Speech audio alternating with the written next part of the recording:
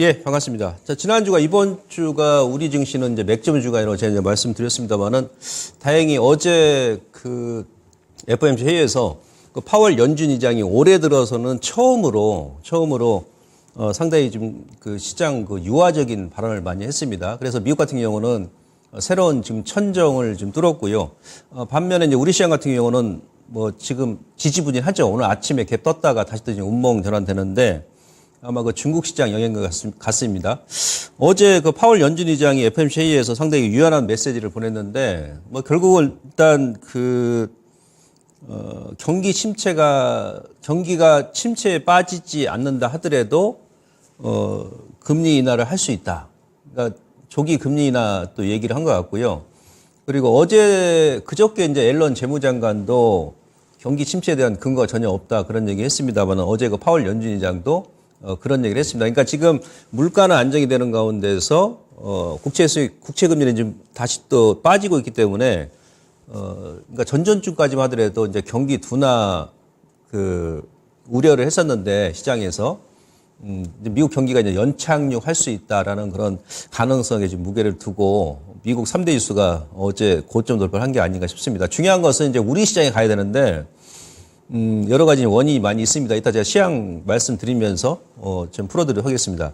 자, 오늘은 오늘도 뭐 2차 전지죠. 뭐 여러분들 뭐 2차 전지. 일단 2차 전지가 움직여줘야 전체 지수가 움직이거든요. 예. 그러니까 뭐 오전에 반도체가 강하다 보니까 2차 전지가 장중에 조금 좀 올라오고는 있습니다만은 예, 반도체가 뭐 하이닉스가 강하다 그러면은 아무래도 LG 뭐 에너지솔루션이라든지 다른 기업들은 좀 누르는 경향이 있죠. 코스닥 같은 경우는 오늘 같은 경우는 이제 제약바이오가 업종 지수 기준에서는 상당히 제일 강세였고요. 이제 뭐 반도체는 약간 매물 저항이어가지고 좀 제한적으로 움직이고 있고 그렇다면 이제 지수가 또 움직이려면 결국은 또 2차 전지가 움직여야 된다.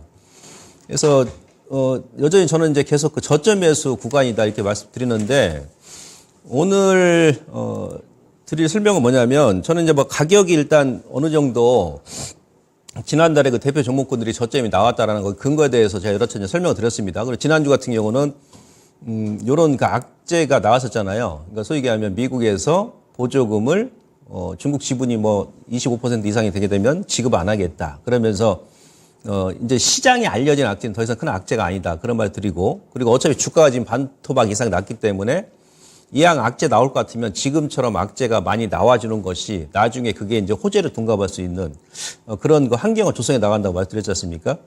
어제 보니까는 이제 국제 리튬 가격이 다시 한번 저점을 깨버렸어요. 어제. 예. 그래서 니켈 가격도 최근에 보게 되면 우하향으로 지금 계속 빠지고 있습니다. 저점을 깨고 있습니다. 최근에 이제 2차 전지가 여름부터 고점 보여주다가 지금 실질적으로 이제 많이 하락이 나오는 이유는 바로 이것 때문에 그러죠. 국제 리튬 가격. 전저점. 그리고 이번에 무너질 때 급하게 이제 빠지다 보니까 우리 기업들한테 실적 그 쇼크 충격을 줬던 겁니다. 우리나라 같은 경우는 이제 배터리가 보통 이제 그 NCM 방식이죠. 그 NCM 방식이고 중국은 LFP. 그러니까 니켈, 코발트, 망간 안에 들어가는 소위 말하면 이 수산화 리튬 가격이 좀 올라가줘야 우리나라 기업들의 이익이 좀 개선이 됩니다. 배터리하고 소재 가격은 보통 광물 가격하고 연동해서 바뀌는 그런 구조이기 때문에 개별 이제 계약마다는 다소 이제 차이는 있지만 통상 그 양극재 뭐 포스코 퓨처엠이라든지 뭐 에코프로 BM 이런 그 소재 같은 경우는 보통 3개월 정도 시차 걸리고요. 실적이 반영되는데 그 배터리를 한 6개월 정도 시차를 두고 광물 가격이 반영이 되거든요. 그러다 보니까는 이제 기존의 뭐 배터리 소재 업체 같은 경우는 가격 하락 전에, 그러니까, 그 고점에서 이제 비싸게 사놓은 광물 같은 경우는 이제 선출법으로 해가지고 그 구조에 따라서 먼저 소화를 해야 됩니다. 그러니까 먼저 위쪽에서 샀던 가격 같은 경우가 나중에 이제 현재 생산 가격에 반영이 되다 보니까 이 리튬 가격이 빠져버리면 기업들 입장에서는 그 판매가하고 이제 미스매치가 돼버리는 거예요. 그러다 보니까 손실이 이제 확정이 되죠. 그러니까 정유사들 같은 경우도 보통 국제유가 이제 배로 중동에서 우리나라까지 들여오는데 뭐 짧아야 한 3개월 이상 걸리지 않습니까? 예. 근데 그 중간에는 유가가 막 변동성이 생기지 않습니까? 그래서 비쌀 때 사왔던 유가를 3개월 뒤에 우리나라 들어왔는데 유가가 이제 하락이 나와버렸어. 100달러에 샀는데 지금 70달러까지 빠져버렸어. 그럼 정유사들 입장에서는 그래서 이제 분기마다 영업이익이 몇백억에서 몇천억 정도 이렇게 막 발생하는 거거든요. 반대로 지금은 이제 어떻게 생각이 되냐면 지금은 이제 반대로 생각. 여러분 지금 그림 보시면은 국제 리튬 가격이 어제도 저점을 깨면서 그러니까 작년이 아니죠. 2021년도 여름 요 정도 라인까지 가격대가 지금 해결했거든요. 그리고 이번에 이제 여름부터 하락 나올 때 여기엔자로 급하게 지금 하락이 나왔죠. 그래서 이제 그 LG 에너지 솔루션이라든지 그리고 SDI 뭐 기타 등등 종목군들이 어제까지도 주가가 좀 영향을 받았던 겁니다. 근데 지금 그림 보시면 리튬 가격도 제가 봐서는 현재 가격에서 물론 뭐 추가적으로 좀 흘러내릴 수는 있습니다. 뭐 공급가인 얘기하고 내년에 뭐 수요 둔화 전기차 얘기하니까. 근데 이미 이제 단기간에 급하게 한번 뺐기 때문에 우리 주가도 마찬가지 아니겠습니까? 고점 한 반등 나왔다가 급하게 다이렉트로 빠져버리면 막말로 바로 급반등이 나오지 않는다 하더라도 저점까지 밀어버리면은 보통 반등이 안 나온다 하더라도 횡보하는 그런 정체 구문을 겪고 있는 거죠. 그리고 니켈 가격도 마찬가지예요. 저점을 깨다 보니까 조금 흘러내리는데 저는 개인적으로 현재 가격대에서 추가적인 급락은 좀 제한적이지 않겠느냐라고 봤을 때는 아까 그랬지 않습니까? 그 3개월에 한 6개월 정도 시차를 두고 실적이 반영되기 때문에 이제는 내년에 만약에 리튬 가격이 반등이 나온다 그러면 지금은 또 우리 기업들이 싸게 매입을 할 거 아니겠습니까? 그러면 이번에는 이제 하락이 나와서 그게 손실로 반영이 되는데 내년 뭐 한 1분기 넘어서 뭐 2분기 지나서는 리튬 가격도 이제 반등이 나온다 그러면 그때는 이제 지금하고 반대로 바뀌는 거지. 이익이 또 늘어나겠죠, 크게. 그리고 이제 주가라는 것은 호재든 악재든 간에 우리가 경기 동행지수보다 앞서 나가는 선행지수죠. 선행지수보다 앞서 나가는 주가지수거든요. 그래서 우리 개인들이 수익 내기 힘든 거예요. 바로바로 그냥 눈에 보일 때 움직이면 다들 수익 내겠죠. 주식이 이제 먼저 앞서 나가기 때문에 호재든 악재든 간에 리튬 가격이 이제 하락 나올 거야 예상하고 이제 메이저는 때렸겠죠. 그리고 지금 리튬 가격도 이 정도 빠지면 뭐 우리 기업도 지금 뭐 실적이 좀 안 좋게 나올 수 있겠습니다만은 우리도 이제 중국하고 싸우지 않습니까? 뭐 러시아라든지 뭔가 이제 치킨 게임이 지금 벌어지고 있다는 얘기죠. 근데 우리 기업들은 뭐 대표 기업 같은 경우는 오히려 좀 시간이 지나면 지금은 주가 좀 몸살이 겪지만 선발 기업들이 많이 있기 때문에 뭐 치킨 게임에서 뒤지거나 뭐 그러진 않을 거란 얘기입니다. 오히려 그 중국 관련 기업들이 더 많이 파산하고 우리가 옛날에 그 폴리실리콘이나 태양광 업체들처럼 그러면서 이제 좀 시간이 지나면 오히려 이제 지금 구간이 또 저점 매수 구간이 될 수도 있다는 얘기죠. 이런 부분을 참고하시고 지난주에 제가 이제 이 부분도 말씀드렸지 않습니까? 이미 이제 미국에서 지분 뭐 25% 중국 기업하고 보유하게 되면 뭐 내년부터 보조금 지급 안 하겠다라는 부분도 지금 반영이 됐죠. 그리고 이제 실적을 지금 보게 되면 실적도 마찬가지예요. 자, 예를 들어서 그냥 포스코 피처입니다. 그러면 지금 분기별 예상 실적을 보시면 작년 같은 경우는 이제 3분기에 영업이익이 818억 발생했고요. 올해 같은 경우는 작년 대비해서 그러니까 올해는 371억 발생했기 때문에 그러니까 전 분기 대비해서 감소했고 작년 분기 대비해서도 영업이익률이 많이 감소했지 않습니까? 근데 이제 4분기는 어떻게 예측되냐면 저는 지금 주가에 어느 정도 반영됐다라고 지금 말씀드린 이유가 앞서 여러 가지 이제 악재도 이미 나왔고 그리고 니켈 가격도 빠질 만큼 빠졌고 단기간에 급락이 났기 때문에 지금이 4분기잖아요. 4분기 말이잖아요. 뭐 다음 주 지나면은 이제 올해 이제 끝나는 겁니다. 4분기가. 그러면 주식도 실적이 좋던지 실적이 나쁘던지 이미 선반영 되거든요. 지금 4분기 말인데 4분기 실적 모르고 지금 예를 들어서 포스코 퓨처엠이라든지 아니면 다른 2차전지 관련 종목도 누가 매수하는 게 있습니까? 지금 매수하는 것들은 내년 실적을 바라보고 매수하는 거죠. 메이저들도 마찬가지고. 그렇지 않습니까? 내년 최소한 뭐 짧으면 1분기 실적? 좀 더 넘어간다 그러면은 상반기 이후에 실적이 어떻게 될 것이냐 아니면 연간 실적이 어떻게 될 것이냐 그거 보고 지금 매수하는 거거든요. 4분기 지금 뭐 다음 주 끝나는데 주가에 지금 반영이 안 됐겠습니까, 여러분들? 4분기는 지금 포스코 피처엠이 작년 같은 경우는 4분기가 33억이에요, 영업이익이. 근데 올해는 이제 예상이 지금 현재 427억입니다. 그러니까 3분기 대비해서 4분기는 좀 늘어난다는 얘기죠.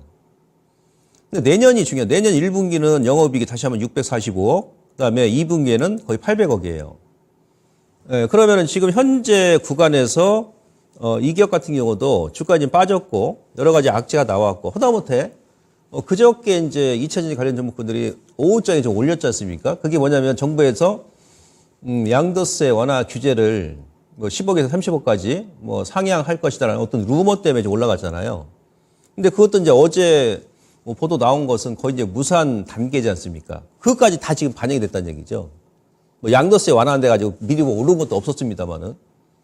그럼 적어도 이제 분기 실적이 지금 현재 기준에서는 여기서 국제 리튬 가격이 더 급락이 나오지 않는 이상은 이미 3분기에 저점을 확인했다는 얘기죠. 이런 결론이 나오지 않습니까?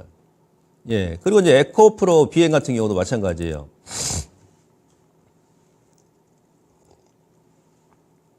자, 비행 같은 경우도 작년에 이제 3분기 대비해서는 이익이 확 많이 줄었죠. 작년 같은 경우는 영업 이익이 1,400억 연결 기준으로 했을 때, 그리고 올해 3분기에는 450억밖에 기록 안 했잖아요. 그리고 2분기 대비, 그러니까 1분기, 2분기 대비해서도 3분기가 영업이익이 뚝 떨어져 버리죠.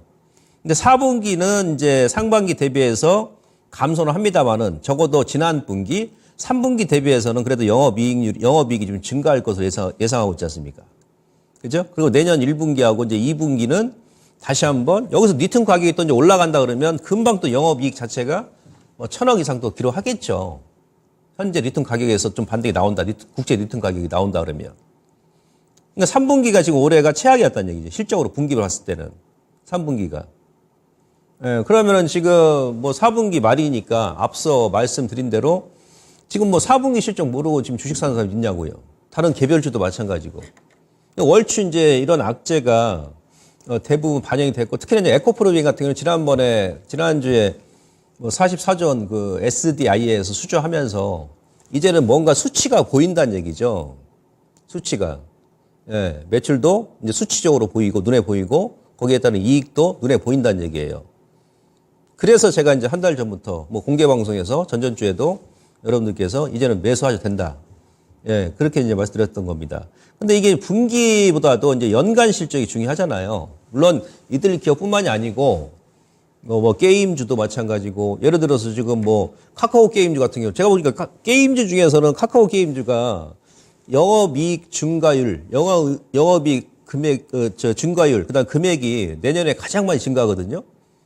근데 지금 바닥에서 막 찌글찌글해요. 이제 그 수급적인 요인도 좀 있겠죠. 아무튼 이제 그런 기업들은 지금 저점이었을 때 여러분들께서 미리 이제 세팅 들어가면 된다. 왜?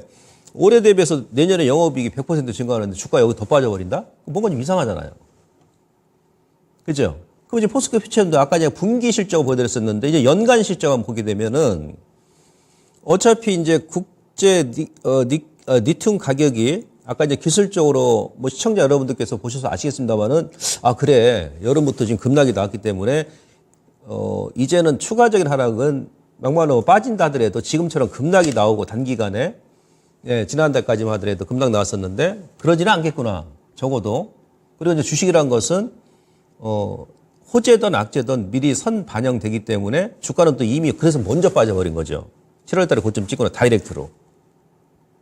그죠? 근데 제가 지금 뭐 아까 그 리튬하고 뭐 니켈 이것만 보고 말씀드린 것이 아니고 우리나라 같은 경우는 이제 NCM이잖아요, NCM. 그죠? 예. 니켈, 코발트, 망간. 그러니까 다른 광물 자원을 제가 지금 계속 저 수시로 체크를 하거든요. 뭐 유연탄부터 해가지고. 제가 이제 아무리 봐도 막말로 내년에 경기, 뭐 미국 경기가 뭐 급냉해가지고 또 다시 뭐 침체로 빠진다고 모를까. 그럴 일 없다는 얘기예요. 근데 어제 그 힌트를 그저께는 앨런 재무장관. 그다음에 어제는 파월 연준의장이 시장에 던져줬지 않습니까?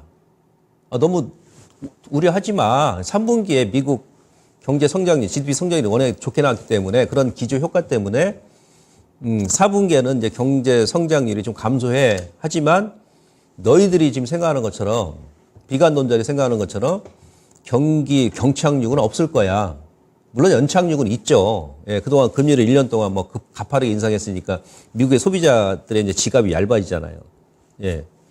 근데 또 이제 경착륙이 없게끔 경기가 침체가 되기 전에 또 이제 연준에서 지금 히든카드가 많이 있잖아요. 우리는 기준금리 3.5고 연준은 지금 5.5잖아요. 히든카드를 많이 들고 있거든. 금리를 미리 인상해놨기 때문에. 조금만 경기가 생각보다 좀 침체 속도가 빠른데 금리 인하를 해버리면 돼, 이제부터는.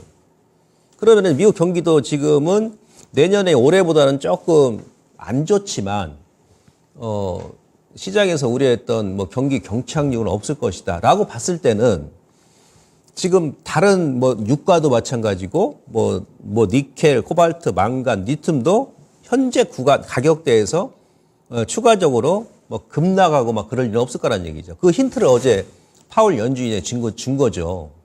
그럼 내년에 이제 실적을 예상해 보게 되면 퓨처엠 같은 경우는 올해가 보면은 1,480억 정도, 뭐 4분기까지 예상 실적이 반영된다 그러면 지금 거의 다 반영된 상태죠.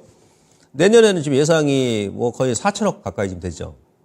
그리고 내후년에는 이제 8천억 정도. 전기차가 여기서 수요가 아예 끊겨버리면은 그건 문제가 되겠죠. 그죠? 근데 전기차는 지금 전체 내연기관차 생산 대비 지금 아직 10%가 안 되거든요. 통상적으로 이제 주가라는 것이 우리가 뭐 스마트폰이라든지 여러 가지 뭐 가전제품도 마찬가지죠. 전체적으로 사용자들이 한 50% 정도 사용했을 때 그때가 보통 이제 주가 고점이 나오거든요. 최소 전기차 같은 경우도 전체 생산량 대비 한 30에서 50% 정도 갔을 때 아마 주가 이제 고점이 나올 거란 얘기죠. 꾸준하게 이제 우상향 그 구조를 이어 나간다 그러면 관련 기업들의 실적은 좀 앞서 나가게 증가할 수밖에 없고, 그리고 뭐 에코프로 비행 같은 경우도 마찬가지예요. 올해는 한 영업이익이 3,300억 전반적으로, 그다음에 내년에 5천억, 내후년에는 지금 한 8,600억 정도 기록하고 있는데, 제가 이제 그런 말 드렸죠. 그러니까 물은 위에서 아래로 흐르고 돈은 아래에서 위로 흐른다. 실적 보고 이렇게 올라가는 거죠. 실적 보고. 예. 그리고 이제 이 기업들이 물론 이제 지금 예상 실적 대비해서 시가총액이 뭐 30조가 넘는 기업들이기 때문에 사실은 현재 시점에서는 가격 부담감이 있는 거예요. 그죠? 예를 들어서 이제 우리가 비교를 했을 때, 뭐 제약업종을 비교했을 때 가령 뭐 한미약품이 지금 올해 영업이익이 내년 가면 한 2,500억 정도 되거든요. 올해는 한 2,300억 정도. 근데 에코프로비엠하고 이제 영업이익 측면에서 한 1,000억 정도 차이가 나는데, 근데 에코프로비엠은 지금 시총이 한 30조 넘잖아요. 빠졌어도. 한미 같은 경우는 지금 한 4조 원 정도 좀 안 되잖아요. 예. 물론 단순 비교하기는 그렇습니다만, 왜냐하면 또 제가 제약주하고 비교하는 것이, 제약주가 사실 고성장주죠. 미국 같은 경우도 나스닥의 제약 바이오 평균 PR이 한 50배고, IT 같은 경우는 한 20배 넘어가게 되면 이제 고평가 얘기하지 않습니까? 근데 너무 이제 앞서 나갔던 거야, 여름에. 다른 건 다 좋은데, 주가가 기술적으로, 그 당시에 이제 차트 보시면, 에코프로 BM이라든지 뭐 포스코퓨처, 요때 제가 이제 말씀드렸듯이, 그러니까 천천히 실적을 원래 이제 주식이라는 것은, 단기간에 이제 빠르게 올라버리면 당연히 조정이 나옵니다. 기적 조정. 그러니까, 얘는 실적이, 그러니까 현재 주가, 그러니까 올 여름 정도, 거의 70만 원까지 급등이 나왔을 때, 요 정도 주가를 가려면 실적 기준 했을 때 최소한 올 하반기나 내년 가서 가야 되는데, 여기서 이제 개인 투자자분들 뭐 묻지마 매수 자금, 이제 포모 자금이 들어오면서 단기간에 끌어올려 버렸던 거예요. 그러니까 주가가 너무 실적 때 너무 앞서 나가 버린 거야. 앞서 나가 버린 겁니다. 그 와중에 이제 니켈 가격도 빠져버리고 막 하니까는 여러 가지 약재로 인해서 밀어버린 거죠. 예. 근데 실적이 이제 내년부터 이제 우상향, 아니 4분기부터 3분기 대비 좋아진다 그러면 지금은 약간 더디더라도, 그래서 제가 그랬었습니까? 상반기처럼 막 급등이 안 나오더라도 지그재그로 이제 계단형으로 우상향이 이렇게 올라갈 것이다. 근데 원래 이렇게 느리게 계단형 상승으로 나오는 것들이 멀리 가고 높게 가고 많이 갑니다. 단기간에 우리 테마주도 급등 나버리면, 테마 끝나버리면은 다시 역부위자로 꺾여버리잖아요. 예. 그래서 이제 전체적으로 1년, 연간 실적을 보게 되면, 요 두 기업들, 그 다음에 대표 기업들 같은 경우는 올해 대비해서 영업이익 증가율이, 예, 많이 개선될 것이고, 분기 실적도 많이 개선이 됩니다. 그래서 보유하신 분들은 그대로 좀 보시면 되고요. 고점에 물리신 분들은. 그리고 우선은 이제 뭐 국제 리튬 가격이 문제인데, 앞서 제가 이제 보여드렸습니다만은 여기서 더 급락 나오고 그러진 않을 것 같아요. 저는 개인적으로. 예. 예, 그렇게 보시고 이제 조금 상반기 때처럼 빠르게 움직이는 않는다.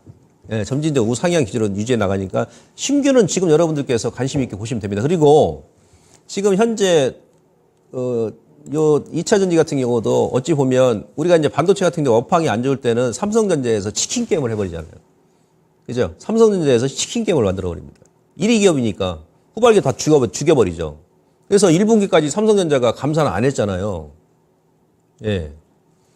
근데 결국 이제 해가지고 그때부터 반도체가 지금 올라왔는데, 지금 2차 전지도 마찬가지라는 얘기죠. 앞으로는 계속 이제 치킨 게임이 벌어질 것이다. 그래서 여러분들께서 이왕이면, 앞으로 로봇 관련주도 마찬가지고, 그 선발 기업들, 들 먹더라도 선발 기업들 위주로 공략을 좋습니다. 이렇게 이제 치킨 게임 벌어지다 보면 나중에 후발 기업도 다 이제 없어져 버리죠. 아시겠습니까? 예, 선발 기업 위주로 보시고요. 자, 그 다음에 이제 수급을 보시면, 지난달도 이제 기관하고 외인들의 그 눈높이가 좀 틀려졌어요. 뭐 골드만삭스에서 뭐 에코프리비엠 목표가 12만 원으로 후려쳤다고 제가 이제 얘기했습니다만 그거 신경 쓰지 마시라 했지 않습니까?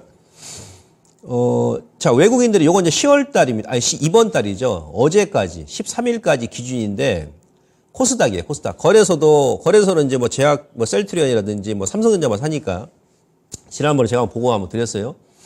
12월 1일부터 13일까지, 투자 주체별 상위 매수 종목 보게 되면, 1위가 외국인은 셀트리온 헬스케어입니다. 제가 여러분들 제약바이오 보시라고 했었죠. 지난주, 2주 전부터, 3주 전부터 계속. 예. 그 다음 2위가 이제 위메이드, 게임이겠죠? 그 다음 3위가 LNF예요. LNF. 4위가 HPSP. 예. 그리고, 그 다음에 원익 IPS, 반도체, 리노공업, 이오테크닉 반도체. 그 다음에 에코프로 BM도 들어가죠. 그리고 오늘 좀 급등이 나왔던 오전에 HLB. 이것도 제약바이오죠. 예. 이 뭐냐면, 제가 그런 말 드렸지 않습니까? 코스닥의 전체 지수를 끌고 올라가려면, 세 개 업종. 반도체 가든지, 제약바이오 가든지, 아니면 2차 전지죠. 그러니까 이 세 개 업종 중에서 2개 업종만 올라가면 지수는 올라가고, 그죠? 근데 2개 업종 빠지고 1개 업종 올라가면 또 지수 빠져버리는 거예요. 근데 지금 수급 상황을 보니까는 11월 달에도 그랬습니다만은 이번 달에도 외국인들은 제약바이오, 그 다음에 반도체, 그리고 2차 전지 골고루 매수를 하다니, 골고루. 코스닥의 대표 업종인 이 세 개 업종을 골고루 매수하잖아요. 어느 한쪽은 편식하지 않고. 근데 기관도 마찬가지. 기관 쪽을 보시면 에코프로 같은 1등입니다. 매수. 그 다음에 LNF가 2등이고 WCP, 요 분리막, 예, 요 세 개가 2차 전지죠. 상위 1, 2, 3위에 지금 랭크되어 있고 솔브레인 반도체 소재이면서 또 2차 전지 소재죠. 예, 뭐 고용, 그 다음에 동진세미케 반도체, TCK 반도체, 레고캠 바이오하고 알테우제는 제약바이오. 기간도 지난달에 이어서 이번 달도 어제까지 보니까 11월 달에도 외국인하고 기관들이 그렇게 뭐 2차 전지 안 좋게 얘기하고 뭐 외국계 증권사에서는 예, 목표 주가를 뭐 12만 원까지 후려치더니 근데 자기네도 매수하고 있네 또. 거래소는 뭐 삼성 SDI, 뭐 LG화학이라든지 뭐 코스닥홀딩스도 매수합니다. 예, 코스닥도 그랬었고. 근데 지금 보니까 12월 달도 보니까는 메이저인 외국인이나 기관들이 제약바이오도 매수하고 얘네들이 에코프로비엠, LNF, 2차 전지도 매수하고 반도체도 매수하고 기간은 12월 달 보니까 2차 전지가 1, 2, 3위로 지금 올라가 있고요. 그 다음에 제약바이오 있고 반도체 있어요. 예, 이제는 이제 가격이 좀 그 메이저들도 많이 단기간에 이제 반토막 났었던 종목들이기 때문에 2차 전지도 가격적인 메리트가 생겼다는 얘기예요. 그러니까 매수하는 거죠. 그렇지 않습니까? 예. 그리고 이제 이 세 개의 업종을 같이 이렇게 동시다발적으로 매수한다는 또 다른 의미는 뭡니까? 코스닥 지수를 더 보내겠다는 얘기죠. 전체 코스닥 지수를. 왜? 아까 제가 그랬잖아요. 2차 전지, 제약바이오, 반도체. 이 세 개가 안 가면 전체 코스닥 지수는 안 갑니다. 아시겠죠? 그 다음에 이제 시총이 높은 게 뭐냐면 이제 엔터 정도 되는데 엔터는 이제 뭐 제약바이오, 반도체, 2차 전지에 비하면 상당히 낮죠. 예, 그래서 이제 이건 또 뭐냐면은 2차 전지도 매수를 하면서 코스닥 지수를 예, 뭐 찌글찌글하게 움직이긴 합니다만은 위쪽으로 더 올린다든지 아니면 내년 연초까지도 끌고 가겠다는 얘기예요. 이 의도는. 개인 투자분들께서 또 이제 LS 머티리얼즈, 저는 이게 개인 투자자분들이 아닌 것 같아요. 왜 그러냐면 지금 고객 예탁금이 들어오는 게 없어요. 고객 예탁금 들어오는 게 없는데 근데 뭐 LS 머티리얼 같은 경우 뭐 3천억 매수하고 뭐 지금 그러거든요. 에코프로 뭐 머티 같은 경우도 많이 매수했었고 전체적으로. 그럼 둘 중에 하나죠. 다른 종목을 손절하고 이쪽으로 따라 붙는다든지 아니면 이게 뭐 개인이야 일반 개인 투자분들이 아니고 예, 검은 머리 뭐 외국인일 수도 있고요. 그런 거 아니겠습니까? 예. 아무튼 뭐 개인분들도 에코프로 BM을 좀 많이 매수하고 지난 시간에도 제가 설명드렸습니다만은 신규 종목을 좀 많이 매수해요. 그나마 이제 LS 머티리얼 같은 경우는 수익이 좀 났을 것으로 좀 판단이 됩니다. 다른 종목들은 다 지금 물려 계신단 말이지. 제가 이제 물타기를 가급적이면 하시면 안 된다 그랬는데 그 신규 종목분들 지금도 막 빠지지 않습니까? 예, 아무튼 지금 매수 수급을 보더라도 뭐 2차 전지한테 나쁠 건 없다 이렇게 볼 수 있겠고요. 자, 비트코인이 제가 공개 방송에서 지난주에 이제 한번 고점이 나온다라고 말씀드렸지 않습니까? 제가 이제 비트코인을 여기서 왜 보여드리냐면 제가 뭐 비트코인을 한다는 게 아닙니다. 이제 여러분들께서 이해하시기 편하게 이제 고점에서 물리신 분들을 제가 이해하시기 편하게 이제 비트코인을 제가 비유를 하는 겁니다. 비트코인이라는 것은 일단 기본적 가치가 없잖아요. 테라 같은 경우도 하루 만에 그냥 휘조각 돼버리지 않습니까? 그죠? 이제 우리가 이제 기관 중에서 가장 신뢰할 수 있는 기관이 어디입니까? 은행이잖아요. 그죠? 은행이 신용도가 가장 높잖아요. 그 은행에서 어떤 기업한테, 어떤 개인한테 보증을 서준다는 얘기는 그 기업도 그렇고 개인도 예, 그만큼 이제 뭐 신용도가 높다는 얘기죠. 믿고 서주는 거니까. 돈을 빌려주는 거니까. 근데 여러분들 지금 뭐 비트코인 가지고, 비트코인 담보로 해가지고 뭐 미국 은행에서, 국내 은행에서 대출 해주는 거 있습니까? 없잖아요. 그죠? 예를 들어서 작년에 비트코인이 막 고점 찍었을 때 여기서 만약에 미국 은행들이 우리가 2008년도 금융위기 때 PF 대출, 예? 부동산 대출 해줬을 때 거기서 물려가지고 금융이 발생한 거 아니겠습니까? 그런 식으로 해줬다 그러면 그 이후에 비트코인이 거의 5분의 1토막 났었거든요. 6분의 1토막인가요? 예, 거기서 은행들이 미국의 대형 은행들이 비트코인을 담보로 해가지고 대출을 많이 해줬다. 그 이후에 만약 비트코인이 이렇게 빠졌는데 그럼 미국 은행들 어떻게 될 뻔했습니까? 예, 금융위기는 뭐 요도 아니겠죠. 예, 다행히 비트코인 가지고 담보래가 대출해 준 게 없어요. 그래서 비트코인 제가 나쁘게 얘기하는 게 아니고 이제 기업들은 기업의 기본적인 가치가 있잖아요. 그러니까 수익은 늘 수도 있고 줄 수도 있고 분기마다 틀리지 않습니까? 뭐 삼성전자는 매 분기 뭐 수익이 계속 늘어나는 거 아니잖아요. 작년에 돈 한 50조 원 벌었다가 올해는 이제 겨우 이제 10조 원 벌고 하이닉스도 작년에 영업이익이 수조 원 됐다가 올해는 마이너스 적자지 않습니까? 내년에 다시 또 이제 올라가지만. 그러니까 기업 같은 경우는 기본적인 기업의 가치가 있는 거야. 그래서 땅도 있고 토지도 있고 뭐 공장도 건물도 있고 그다음에 기계도 있고 예? 여러 가지 많이 있지 않습니까? 예, 그러니까 이제 이익이 좀 안 나온다 하더라도 기본적인 기업 가치가 있기 때문에 주가 어느 정도 빠지면 주가 그 상태에서 이제 안 올라가더라도 하방 경기가 확보해 나가는 거죠. 그러면서 이익이 이제 증가하게 되면 그때 또 올라가는 것이고. 근데 비트코인 같은 경우는 지금 이제 그런 가치가 없는 가운데 예를 들어서 요걸 제가 얘기하는 거예요. 고점에서 이렇게 쭉 뺐습니다. 빼고 나서 올 1월 달에 저점 주고 지금 최고점, 작년 최고점 대비해서 비트코인이 얼마큼 올라왔냐면 요번에 조금 비트코인이 꺾였던 이유가 요 중간 트렌드에서 막혀버린 거예요. 여기서 이제 주춤하는 겁니다. 피보나치 50%, 그러니까 고점 대비해서 비트코인이 저점 찍고 고점 대비 50% 지금 반등이 나온 거란 얘기죠. 예. 지난주까지는 50% 조금 넘게. 여기서 다시 한번 또 올린다 그러면 최고점 대비 61.8%까지 반등이 나옵니다. 그 가격대가 이제 한 48,000달러? 그 정도 됩니다. 48,000불. 그럼 고점 대비해서 61.8% 반등이 나오는 거예요. 그럼 여기서 이제 물렸던 개인 투자분들께서도 어느 정도 숨쉬기가 편하죠. 그렇듯이 자, 2차 전지 예를 들어서 포스코 피처입니다. 자, 보시죠. 우선은 이제 니튼 가격하고 우리가 비교를 해가지고 니튼 가격이 더 추가적으로 급락이 나오지 않는다는 그런 가정 하에서 네, 여기서 이제 그 11월 초에 저점 나왔잖아요. 고점과 저점. 이렇게 피보나치로 딱 보시는 거죠. 그러면 피보나치 50% 반등권이 얼마냐면, 한 45만 원 정도 나오네요. 45만 원. 45만 원. 예. 38.2가 어디냐면 40만 원 초반이고.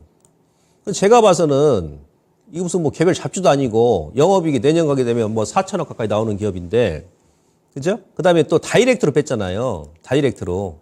짧은 기간에 고점에서 반토막 났기 때문에, 예? 이럴 때는 기간 조정이 좀 짧아질 수도 있고, 또 반등이 나오면 적어도 아무리 못 나와도 제가 또 50% 나옵니다. 그러니까 40만 원 이상, 예? 40만 원 중반대까지는 반등이 나온단 말이에요. 예, 그러니까 지금 돌려서 얘기한다 그러면은 지금 자리가 또 좀 시간이 지나가면 저점일 수 있다는 얘기. 단지 타이밍만 조절하세요. 타이밍만. 그전처럼 상반기 때로 뭐 급하게 움직이는 아니니까 타이밍만 조절하셔가지고 여러분들께서 예, 중간에 끌고 가시면 되고. 그다음에 에코프로 비행 같은 경우도 여기지 않습니까? 그러면 이 기업 같은 여기 기법 들어가는 겁니다. 이럴 때는 이제 우리가 아까 비트코인처럼 피보나치 이렇게 보시는 거야. 예, 그러면 50%가 얼마 나옵니까? 예, 38만 원, 뭐 40만 원. 이번에 여기서 왜 밀린 거? 여기가 38.2였거든요. 에코프로 BM이.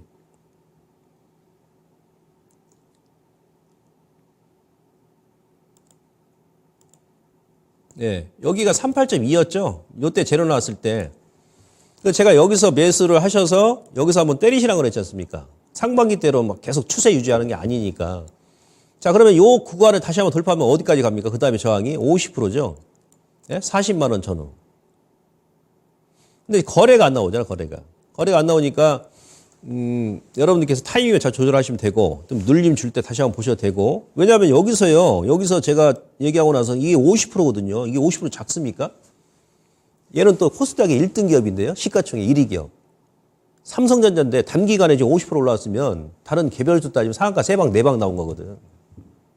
아니, 눌림 주면 다시 보시고. 대신에 지금은 전체적으로 거래소 코스닥 거래대금이 안 나오잖아요. 수급이 안 나오니까 여러분들께서 예, 좀 조절을 하시는 얘기지. 거래대금이 지금 안 나오잖아. 크게. 고객도 많이 안 들고 연말이다 보니까 점진적으로 증가를 하는데 만족할 만한 거래대금이 안 나오고 또 신규조 쪽으로 막 쏠리고 오늘 같은 경우는 하이닉스하고 삼성전자가 아침에 오르면 다른 종목보다 찌글찌글합니다. 여러분들 아침에 종합지수가 37포인트 거의 40포인트 올랐는데 거래소에 전체 상장된 종목이 한 700개 됩니다. 코스닥은 한 1700개 되고 예, 오전에 한 37포인트 올랐을 때 거래소 기준했을 때 700개 되는 기업 중에 10시 반인가요? 10시 한 11시 정도에 플러스 5% 이상 오른 종목이 10개도 안 돼요. 그러니까 지수만 올린 거야. 하이닉스와 삼성전자 가지고. 이럴 때는 개별주가 안 움직이듯이 그런 거죠, 지금이. 예, 거래대금이 많이 안 나오고 수급이 좀 또 다른 신기주로 막 가다 보니까 좀 찌글찌글하게 움직인다. 그래서 이럴 때는 타이밍, 비중 조절하시면서 또 두 종목, 투 트랙. 어느 한 종목 재료가 올라가면 그 종목 한번 때리고 뭐 포스코 피처엠도 끌고 가고 이런 식으로 당분간 하시라는 얘기예요. 예, 그래서 다시 한번 정리 들어갑니다. 자, 2차전지 악재 더 나오라고 하세요. 이미 주가 빠진 이왕이면 악재가 여기서 다 나와버려야 돼 그냥. 그게 나중을 위해서 깔끔한 겁니다. 나중을 위해서. 예, 자, 리튬 가격 나왔죠? 보조금 나왔죠? 그 다음에 미국 보조금 뭐 지급 안 한다는 얘기 나왔었고, 이건 뭐 지분 매입하면 되니까. 양도세, 정부에서 이제 규제 완화 안 한다고 그러잖아요. 뭐 이것 때문에 오른 것도 없습니다, 사실은. 좀 기대감은 있었겠죠.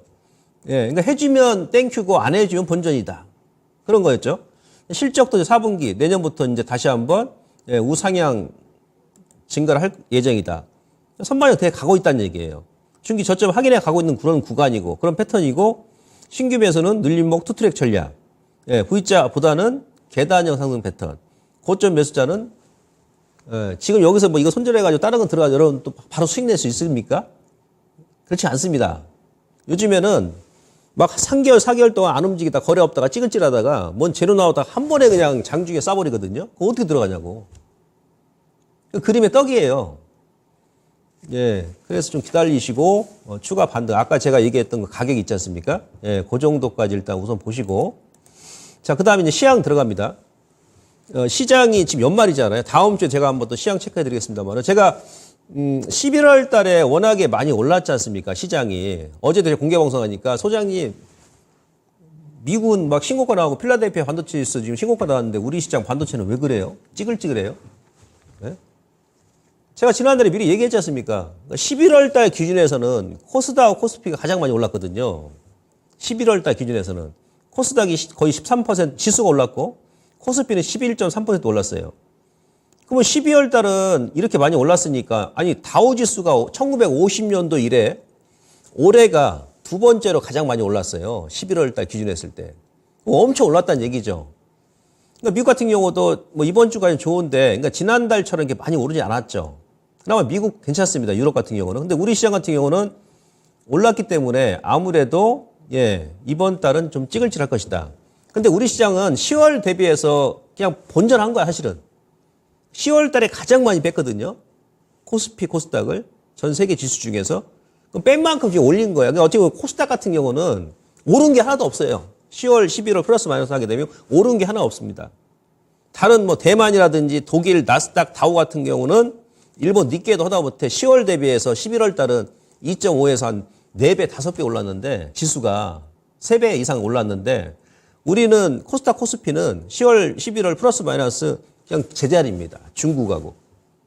이게 중국 영향도 있는 거예요. 중국 영향. 근데 아무튼 그러면 내년 1월 달은 우리 시장이 저는 개인적으로 내년 이제 해가 바뀌면 연말까지는 지금 찌글찌글한데 우리 시장이 가장 또 많이 오르지 않겠나 저는 그런 생각하고 있거든요. 네. 일단 지금 시장 보시면 이거 1년 지금 1년 정기적금 이자가 얼마냐면 평균적으로 3.5% 됩니다. 3.5%. 네. 근데 지금 이자가 또 많이 오른 상태잖아. 그죠? 한국은행 기준금리가 3.5%니까 앞으로 이제 정기적금 이자도 낮아지겠죠. 예탁금도 예금도 마찬가지고. 근데 지금 보시면은 올해 업종별 코스피 예상 배당률을 보게 되면 뭐 통신이 가장 많고 비금속 광물이 그다음 두 번째, 금융보험 이런데 평균치를 보게 되면 지금 1년 정기적금 예금 이자 거의 비슷해요. 예. 이제 금리를 하게 되면 정기적금 예금 은행에서 또 이제 먼저 낮추겠죠. 그럼 배당률이 또 내년 가게 되면 더 높아질 수 있다는 얘기지. 이자보다도. 그러면 이제 내년부터 가게 되면 돈이 또 이쪽으로 또 주식으로 들어온다는 얘기죠. 주식으로. 예. 그래서 요 부분 참고하시고 제가 또 뭐라고 했습니까? 이것도 제가 11월 달에 10월 달에 급락 나올 때 그런 말 드렸잖아요. 시장 급락 나올 때. 예, 저점에서 한 주도 손절하지 마시라고. 11월 달은 코스피 25년 동안의 월별 주가 상승률 보게 되면 가장 많이 올랐었다. 11월 달 가장 많이 올랐죠. 올해도 지난달에. 그죠? 근데 워낙에 많이 오른 거지 한 달 동안. 물론 10월 달에 많이 빠져서 오른 거입니다만은 아무튼 이게 올랐기 때문에 그럼 12월은 좀 낮아지네요. 눈높이가 덜 오르고. 근데 또 돌아가니까 내년 또 1월, 지금 12월이잖아요. 그럼 1월 달은 어떻게 될까? 데이터 보니까 1월 달이 또 연중에 2번 많이 올랐네, 가장. 11월 다음에 또 1월 달이 가장 많이 올랐어. 미국도 그래요. 근데 이게 지금까지 제가 작년부터 이 데이터를 보여드립니다만은 뭐 거의 2년 동안 맞아왔잖아요. 저는 데이터를 통해서 여러분들께 말씀드리는 거거든요. 감으로 전 주식하는 사람 아닙니다. 차트 보고 저 주식하는 사람은 아니에요. 예, 주식은 좀 크게 좀 봐야 되거든, 크게. 그죠? 예, 그래서 아마 내년 1월 달은 또 특히 소형주가, 왜? 지난달은 이번 달은 대형주가 많이 올랐지 않습니까? 예, 소형주도 이제, 1월부터는 이제 많이 움직일 겁니다. 그래서 지금 소형주 보유하고 계신 분들 소외되시지 마시고 조금 더 인내하세요. 시장은 이렇게 돌아가면서 왜? 돈이 없잖아요. 돈맥경화에 걸려가지고, 예? 돈이 없다 보니까 요놈 먼저 올리고, 또 요놈 먼저 올리고, 요놈 먼저. 지금 미국도 그래요, 지금. 지금 엔비디아보다는 AMD가 더 많이 오르고, 그죠? 애플보다는 또 뭐가 많이 오르고, 인텔이라든지 IBM이 훨씬 더 가볍게 많이 올라가거든요. 예, 뭐 맥도날드부터 해가지고, 뭐 나이키도 마찬가지고. 우리 시장도 좀 그렇게 움직이는데, 이게 또, 다음 달 되면 또 바뀔 수 있다. 이런 것 때문에 좀 찌글찌글한 거고, 그 다음에 또 원인이 뭐냐면, 우리 시장이, 이것 때문에 그랬죠. 중국과 홍콩. 중국이 지난달에도 마이너스 한 2% 빠지고 이번 달에도 지금 막 찌글찌글 마이너스잖아요. 특히 홍콩 같은 경우는 그러니까 지난주 12월 들어서요. 지난주, 지지난주, 첫째 주, 둘째 주. 미국이 올라도 우리는 또 중국 눈치 아니 볼 수가 없지 않습니까? 10시 반 지나면 중국 시장도 개장하니까. 근데 계속 막 아래쪽으로 굴을 뚫고 막 들어가 버리네? 홍콩도 그렇고. 물론 이제 ELS 때문에 그래요. ELS. 내년에 ELS 만기가 많이 돌아가기 때문에. 그래서 홍콩 항생지수를 지금 막 눌러버리는 겁니다. 근데 더 이상 이제 제가 봐서 중국하고 홍콩 같은 경우도 빠질 자리가 없다. 그러니까 저점을 찍었다는 얘기예요. ELS 지금 혹시 물리신 분들은 좀 걱정하지 마시고 놔두시면 됩니다. 예, 그것 때문에 그래요. 그러니까 우리 같은 경우는 미국이 오르고 유럽이 막 신고가 나와도 예, 중국이 좀 찌글찌글하고 홍콩이 막 마이너스가 빠져버리니까 그 눈치 안 볼 수가 없는 거야. 그건 뭐 우리 개인뿐만이 아니고 기관하고 외인들도 마찬가지겠죠. 예. 근데 이제 중국도 제가 봐서는 내년 1월부터는 다시 한번 우상향 기조를 그려 나갈 것이다 라고 봤을 때는 우리 시장도 나쁠 건 없다는 얘기입니다. 이번 달에 미국 대비해 상대적 소외감 많이 느끼는데 너무 소외감 느끼실 필요는 없습니다. 그리고 수급도 제가 지난달 그 11월 달 미리 말씀드렸어요. 왜냐하면 이거는 여러분들께서 그랬죠. 지금 현재 거래소 코스닥은 기관 쪽에서는 금융투자만 지금 매수하거든요. 금융투자. 그러니까 금융투자가 거래소 코스피 기준 했을 때 5년 동안 평균 매수한 금액이죠. 그죠? 작게는 3조 4천억. 이게 11월과 12월이 두 달 동안요. 배당 겨냥해서 들어오는 거거든요. 가장 많이 매수 때가 이제 2019년도 5조 원 매수했어요. 올해는 지금 보니까 어제까지 보니까 금융투자에서 거래소 4조 2,700억. 그러니까 무슨 얘기냐. 5년 평균치 정도 지금 매수했습니다. 금융투자가. 다른 기관들은 매도했다는 얘기예요. 사실은. 금융투자 빼면은. 그러니까 수급이 좋을 리가 없지. 가는 종목만 가는 거죠. 근데 금융투자도 지금 매수할 만큼 했기 때문에 뭐 다음 주부터는 이제 매수 강도가 좀 낮아질 수 있어요. 그럼 다음 주에도 시장이 좀 더 찌글찌글하게 움직일 수 있다는 얘기죠. 이런 게 있고. 그다음에 외국인도 마찬가지입니다. 11월 달은 거의 3조 원 가까이 매수했는데 어제까지 외인들의 순 매수 금액이 얼마냐면 코스피에서 불과 1,500억 밖에 안 돼요. 보름이 벌써 이제 보름 절반이 지나가는데 지난달 대비해서 거의 뭐 한 10%도 매수 못했어요. 외인들은 11월 달에 많이 매수해놓고 12월 달은 현물은 간망이구나. 간망이야. 삼성전자만 매수하네. 삼성전자만 3,400억 매수했어요. 전체 코스피 매수한 금액보다 3전이 더 큽니다. 그럼 다른 쪽에서 매도했다는 얘기죠. 1,900억을. 아하, 11월 달에 외인들이 3조 원 가까이 매수했으니까 이 친구들이 지금 차익을 좀 하네. 3전 매수하고 그러면서 그 선물 가지고 또 지수도 흔들고 막 하네. 그런 거죠. 그러니까 좀 종목별로 제한적으로 움직이고 미국 필라델피아 반도체 지수가 연중 신고가 나왔어도 우리 시장은 찌글찌글한 것이 바로 이것 때문에 그러죠. 그다음에 기관도 마찬가지고. 예, 전체 기관, 지난달도 금융투자 아니면은 실질적으로 전체 기관도 순매도입니다. 예, 금융투자가 3조 5천억 매수했고, 이번 달도 어제까지 보게 되면 전체 기관이 9,030억 매수했는데 그 중에 거의 뭐 90%가 금융투자가 매수했죠. 8천억. 다른 기관 쪽은 지난달하고 이번 달하고 간망했다는 얘기죠. 예? 좀 매수 좀 하지. 다른 기관들. 주가 좀 쌀 때 좀 매수 좀 하시지. 뭐 이렇게 연기금 누르고 맨 그냥 간망만 할 줄 모르겠습니다. 예. 우리 개인 투자분들께서는 지금 뭐 계속 매도하시면서 좀 신기주 쪽으로 많이 들어가시고, 예, 좀 그렇습니다. 물타기 좀 하시고.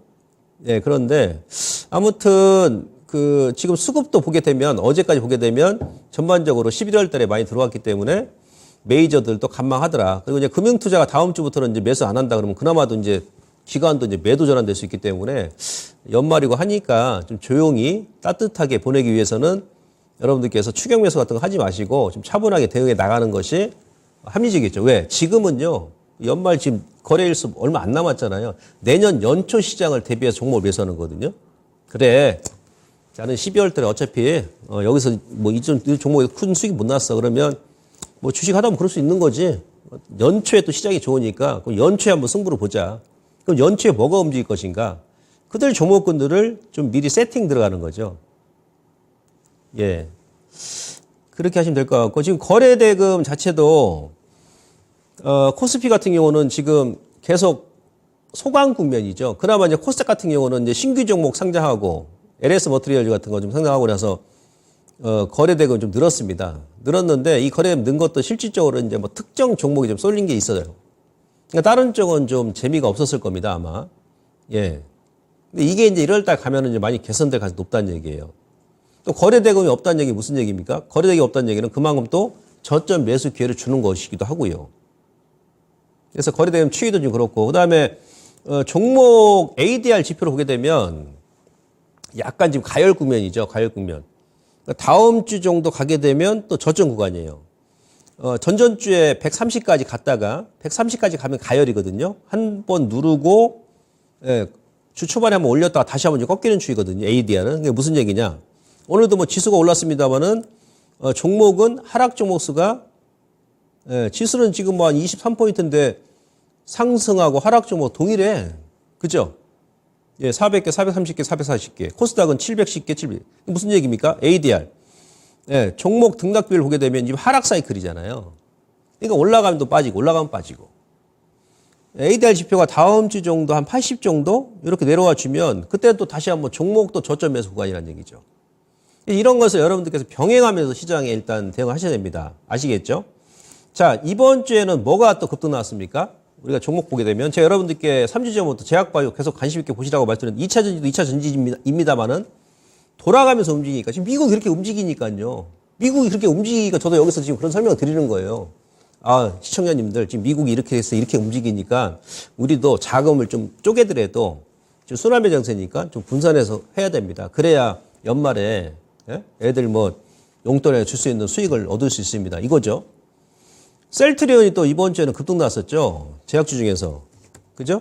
이 돌아가면서 움직이니까 셀트리온이 3일 연속 급등 나오면서 고점을 돌파시켜버리지 않습니까? 하다 그냥 바로 그냥 급반응 시켜버립니다. 예, 셀트리온 헬스케어도 마찬가지고. 셀트리온 헬스케어도 기간 외국인들 매수 들어오면서 3일 연속 급등시키면서 고점 돌파시켰죠. 지난주에는 이제 뭐 한미약품 그죠? 예, 주 후반에 올렸다가 셀트리온 이번 주에 급등 나오니까 얘는 또 이제 박스컷도 행보하고 있습니다. 이게 뭡니까 바로? 예, 자금의 이제 한계 때문에 방법이 없습니다. 시장은 항상 옳은 거거든요. 우리가 잘못한 거지 시장이 잘못한 건 없습니다. 거기에 맞춰가면서 하는 거예요.